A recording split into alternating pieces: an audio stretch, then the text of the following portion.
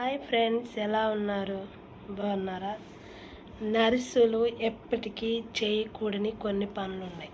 అవేంటో చెప్పనా? Nursing staff ఎప్పుడైనా ట్రీట్మెంట్ ఇచ్చేప్పుడు మన స్వంతంగా అస్సలు ఇవ్వకూడదు. చిన్నదైనా పెద్దదైనా డాక్టర్ని అడగాలి. అడిగిన తర్వాతే మనం ట్రీట్మెంట్ స్టార్ట్ చేయాలి. ఇంకోటిది, పేషెంట్ జ్వరం వస్తుంది అన్నప్పుడు ఓకే, జ్వరానికి పారాసెటమాలే కదా అని మనం డైరెక్ట్గా ఇచ్చేయకూడదు. ముందు జ్వరం చెక్ చేయాలి. ఫీవర్ చెక్ చేసిన తర్వాత అది ఎంత ఉన్నదనేది డాక్టర్ గారిని అడగాలి. ఇంత ఉంది, ఏం చేయమంటావని. ఎందుకంటే మనం వెంటనే ట్యాబ్లెట్ ఇవ్వడం ద్వారా అది వాళ్ళకి కొన్ని హెల్త్ ఇష్యూస్ ఉండొచ్చు.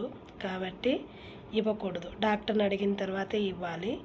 ఇంకోటిది, జ్వరం అనేది కోల్డ్ స్పాంజింగ్ వల్ల తగ్గిద్ది. ఒకవేళ తను అసలు వాటర్ తాగకపోతే బాడీ అంతా హీట్ అయిపోయింది. దానివల్ల కూడా జ్వరం ఫీలింగ్ అనేది వస్తుంది. కాబట్టి ఏదైనా మన డాక్టర్ని అడిగిన తర్వాతే సజెషన్ తీసుకోవాలి. తర్వాత ఏ టాపిక్ అయినా ఒక పేషెంట్ అటెండర్ మనల్ని వచ్చి అడిగినప్పుడు మన నాలెడ్జ్ ఇంత, మనం ఒక బీఎస్సీ నర్సింగ్, జిఎన్ఎం, ఏఎన్ఎం, మన నాలెడ్జ్ ఇంతే.